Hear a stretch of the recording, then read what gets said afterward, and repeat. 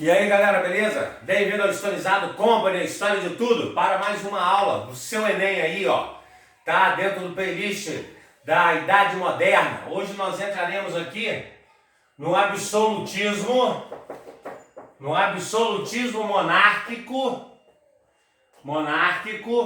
e o Estado moderno. E o famoso Estado moderno aí. Beleza? Ou a formação das monarquias nacionais. Quando você vê em algum livro e apostila assim, a formação do Estado moderno ou a formação das monarquias nacionais, seria a mesma coisa.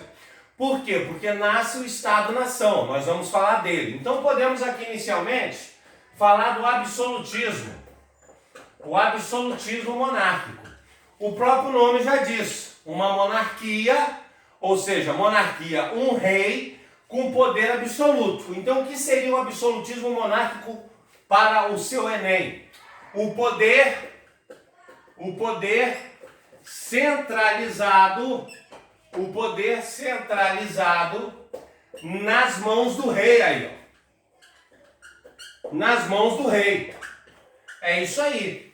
Tá ok? O absolutismo monárquico seria o poder centralizado nas mãos do rei. Mas claro que isso não foi do dia para a noite.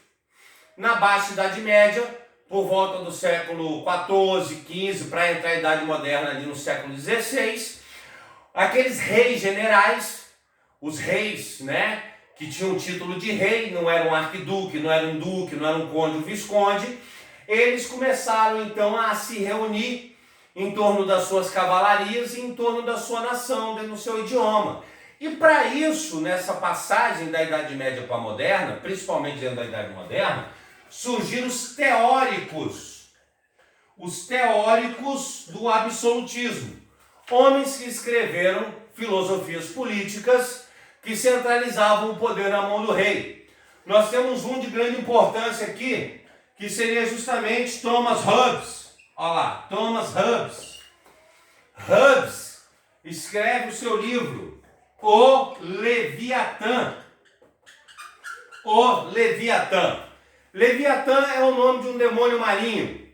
Compreenderam? É o nome de um demônio marinho que destrói tudo ao redor dele e se autodestrói.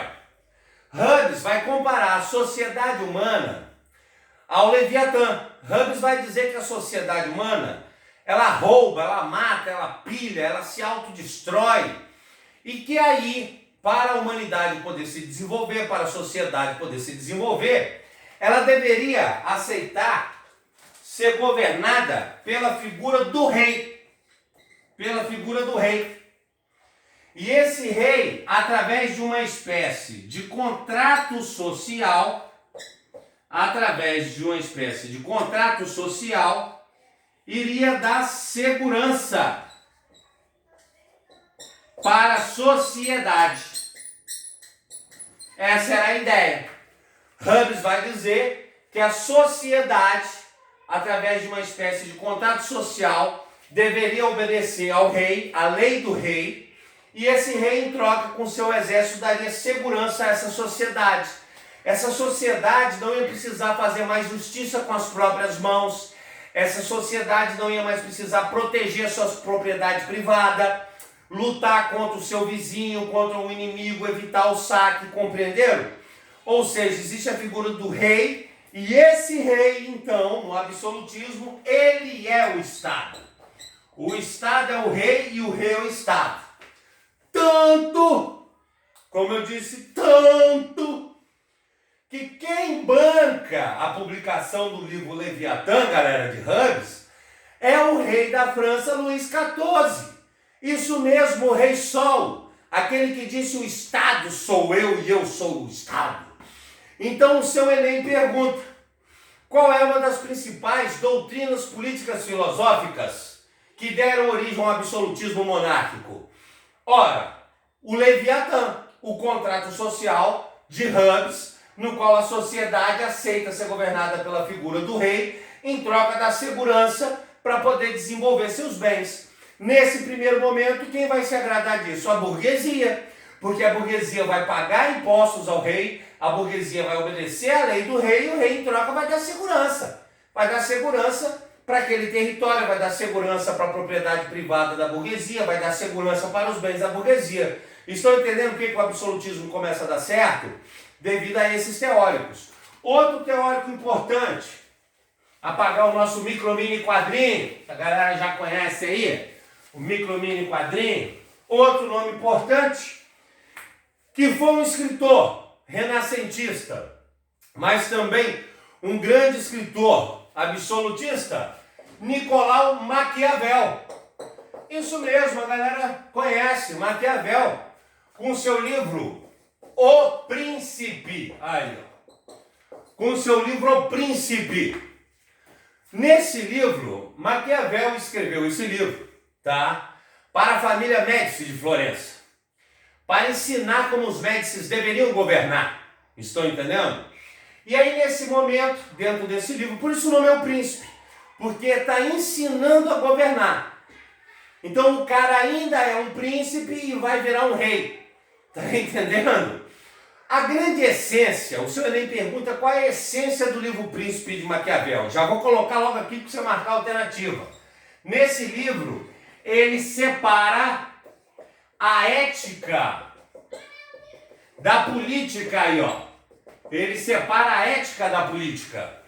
Ele vai dizer que o rei tem que ter discernimento suficiente, tá ok? Para massacrar o próprio povo, se precisar, em nome da soberania nacional, do seu país ser uma grande nação e dele se manter ao poder. Uma das frases que eu mais gosto de O Príncipe de Maquiavel é: quando você visitar o reino de um amigo, observe a geografia desse reino. Porque no dia que ele for o seu inimigo, você saberá como derrotá-lo. Perceberam? Por isso aqui, Maquiavel vai ensinar dizendo que você deve governar sem ética. Ele vai de encontro a, de certa forma, a ética cristã em alguns momentos. Ele é cristão, mas vai contra a ética cristã, contra a ética geral. Tá compreendendo? Estão compreendendo? Então a essência do livro de Maquiavel é separar a ética da política. O governante deve ter discernimento para governar, mesmo se tiver que faltar a ética, a sensatez em relação à parte do seu povo. Compreenderam? Outros dois nomes importantes que nos interessam aqui seria, outros dois autores do absolutismo, seria Jean Bodin e Jacques Rousseau. Isso. Beleza? Jean Bodin e Jacques Rousseau, eles desenvolvem as suas doutrinas políticas, mas eles não perdem uma raiz religiosa. Compreenderam? Eles virão dizer em seus livros que a vontade do rei é a vontade de Deus, ó lá. Então o rei não é Deus, mas a vontade do rei é a vontade de Deus, né? E vão desenvolver a origem divina de governo. O rei tem uma origem divina a governar. Ele governa porque Deus quer que ele governe. Galera, qual foi a instituição então que deu a maior força para o absolutismo e coroava os reis? Justamente a Igreja Católica. Ela abraça essas ideologias, principalmente a de Bodin e Rousseau, no qual a Igreja vai dizer que a vontade do rei é a vontade de Deus e que os governos das famílias reais eram vontades divinas e eram de origens divinas. Aquela família era uma família real, aquele cara era rei porque Deus queria. Compreenderam? Então a igreja, que sempre teve a forte influência na Idade Média, quando entra a moderna, ela começa a perder essa influência. Vem a reforma protestante, com as igrejas cristãs protestantes, vem as monarquias nacionais. A igreja vê no absolutismo, e principalmente nas teorias de Bodin e Rousseau, uma forma de continuar influenciando o poder. Então, ela apoia bastante essas ideologias. Então, o absolutismo monárquico se desenvolve, principalmente com as teorias do Leviatã, de Thomas Hobbes, o livro Príncipe, ó lá, tá ok, de Maquiavel, e a essência dos livros de Bodin e Rousseau, com a vontade divina. né? A vontade do rei sendo a vontade de Deus e a origem divina de governo, compreendendo? Então, teoricamente, isso fortalece o absolutismo monárquico, fortalece o poder centralizado nas mãos do rei. Mas, como eu disse, nós veríamos o absolutismo monárquico e a formação do Estado moderno. Por que eu estou dizendo isso? Pagar nosso quadrinho. Porque a gente vai entender agora que o Estado moderno, ele vai fortalecer fisicamente o poder do rei. Galera, se a ideia foi criada por esses homens e o povo começa a aceitar o rei no poder, nós teremos fatos físicos, fatos históricos, acontecimentos materiais que levarão a centralizar ainda mais o poder na mão do rei. E isso aqui está justamente através do Estado moderno. Olha lá, o Estado moderno.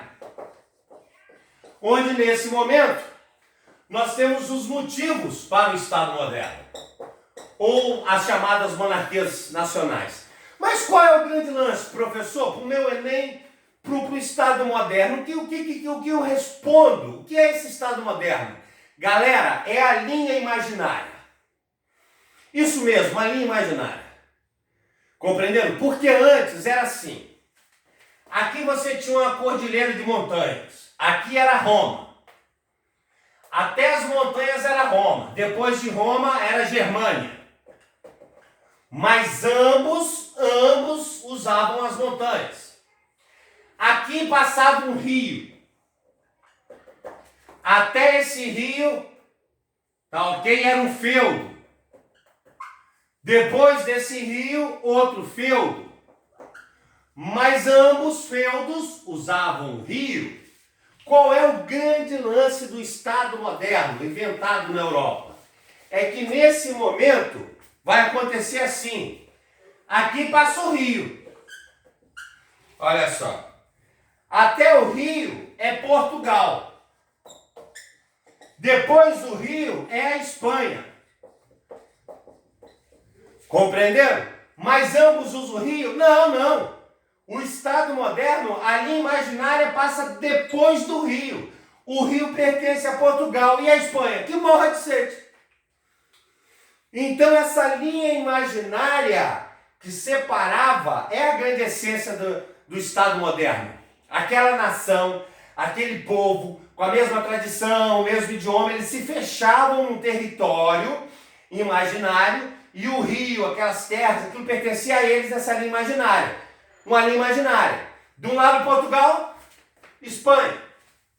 Portugal, Espanha. Entendeu? Você está no meio da floresta amazônica. Não tem linha nenhuma. É uma linha imaginária. Brasil. Colômbia. Brasil. Colômbia. Compreenderam? O Estado moderno, a essência dele é a linha imaginária, que nasce na Europa. E depois a Europa vai espalhar por suas colônias e vai espalhar para o mundo todo. Por isso que hoje existem povos que não têm territórios. Os motivos para o Estado moderno serão vários. Primeiro deles, as pestes. Isso mesmo, as pestes. Tá ok? A Europa, galera, ela não foi assolada só pela peste negra. Nós tínhamos várias pestes que assolaram a Europa. Então, nesse momento, eu vou citar um exemplo. Vou pegar a Península Ibérica aqui. Vou citar Portugal, porque, inclusive, não esqueçam para o seu Enem, Portugal foi o primeiro país a surgir como Estado moderno. Um exemplo. Aqui vem a estradinha e aqui está a linha imaginária. Aqui eles botam lá uma guarnição, um guardinha. Está lá o guardinha, ó, vigiando a fronteira. Aí vem um camarada lá andando, aí esse cara tá com uma peste, olha lá, manchas azuis, náuseas, tá entendendo? Vômito, as coisas, né? Ele vem andando, ele é um contaminado. Aí, ele é um contaminado. Ele vem andando, na hora que ele vai passar, o guarda fala assim, pode parar. Não, meu irmão, você, meu irmão, que isso? Pode parar aí, você não passa não. você não passa não. Pronto. Esse contaminado não leva o problema aqui para dentro, fechando as fronteiras. Mas professor, e se ele for pela floresta? Galera, ele está doente, ele vai andar pela floresta. E se ele atravessar o rio? Ele está fraco, ele está doente.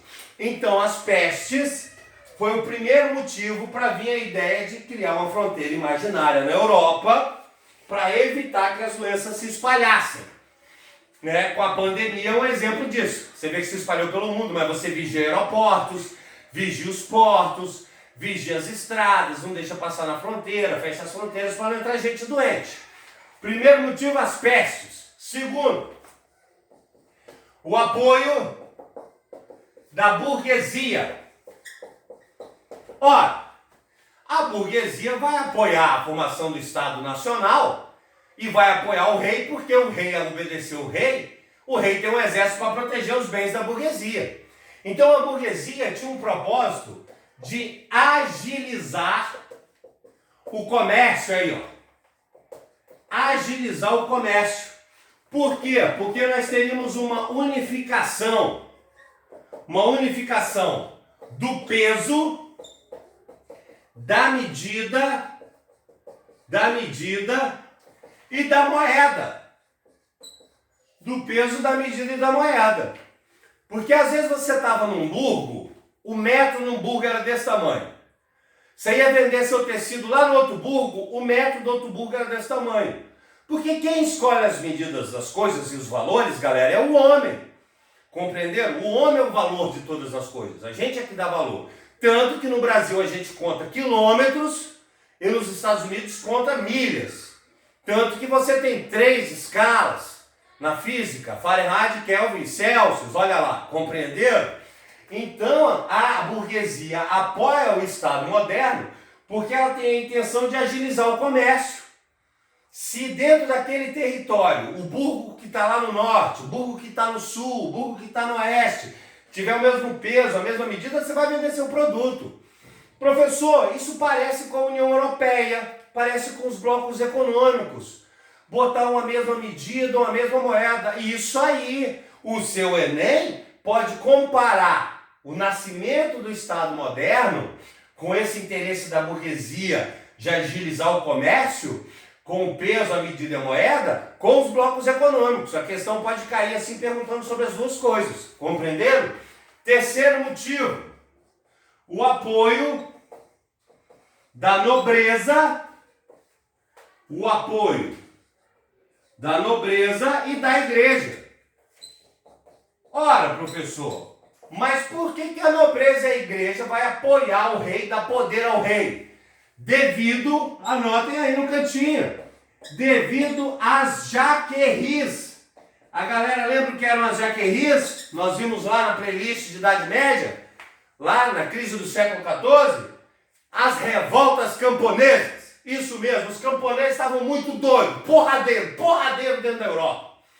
E as nobrezas e a igreja não conseguiam proteger suas terras, os camponeses estavam tomando as terras.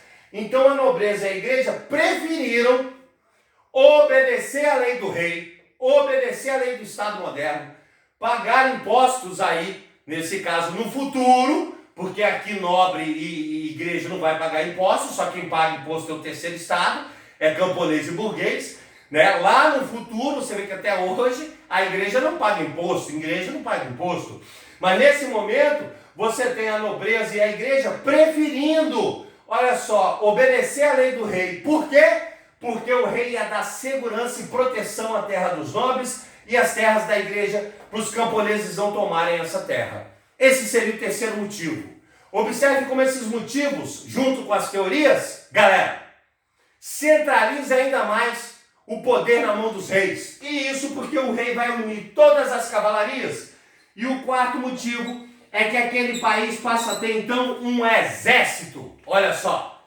E aí, tendo um exército, ele é um Estado nacional, um Estado moderno. O rei é o Estado é o rei, onde ele protege as fronteiras, protege a propriedade privada, nascendo o famoso Estado moderno que vocês conhecem hoje. E aí vai nascer as monarquias nacionais como Portugal, Espanha, Inglaterra, França, que nós veremos em outras aulas do nosso playlist. Espero que tenham gostado. Dê seu like aí, não deixe de dar like não, enche de like esse negócio. Professor, só posso dar um like. Não tem problema, dá o seu like. Beleza? Marca o sininho para receber nossas notificações. Mostra para os colegas, se prepara para esse Enem. Não desiste nunca de estudar e de lugar nenhum, porque não vale a pena. Sempre temos que ir em algum lugar. Se você gostou aí também, se inscreve no canal, mostra para o colega se inscrever, porque você já ficou historizado. Um abraço.